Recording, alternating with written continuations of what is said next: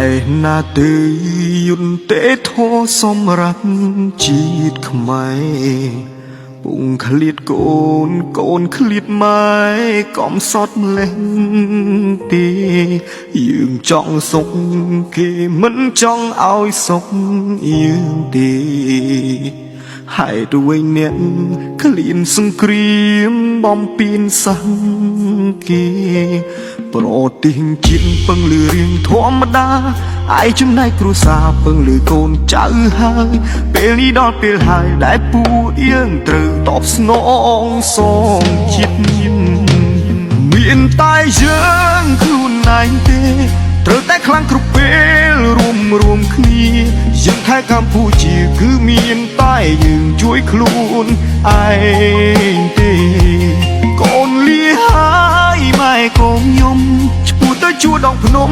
ថែជាតិខ្មែរបើសិនមានឱកាសវិលវិញនៅក្បែរថែម៉ែដល់ចាស់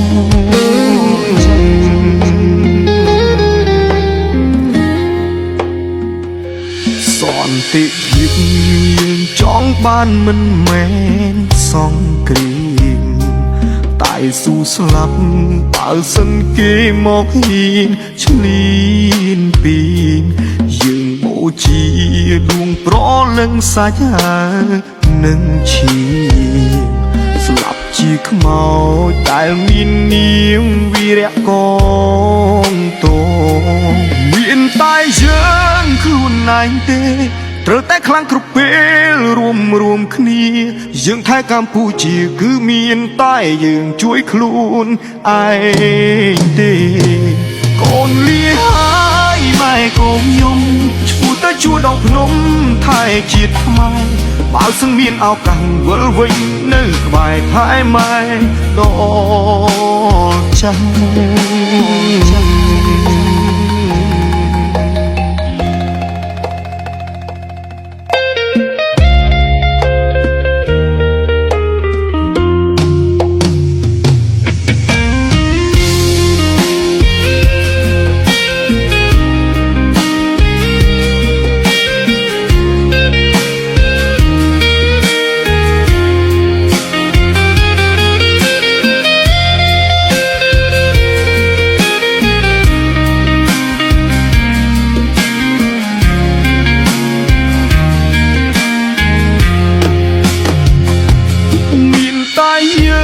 ខ្លួនឯងទេ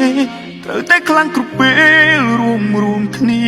យើងថែកម្ពុជាគឺមានតែយើងជួយខ្លួនឯងទេកូនលាហើយម៉ែកូនខ្ញុំឈ្មោះទៅជួដងភ្នំថែជាតិខ្មែរបើសិនមានឱកាសវិលវិញនៅក្បែរថែម៉ែដល់ចាស់ឯណាទេធម៌កម្ពុជាត្រូវការសន្តិភាព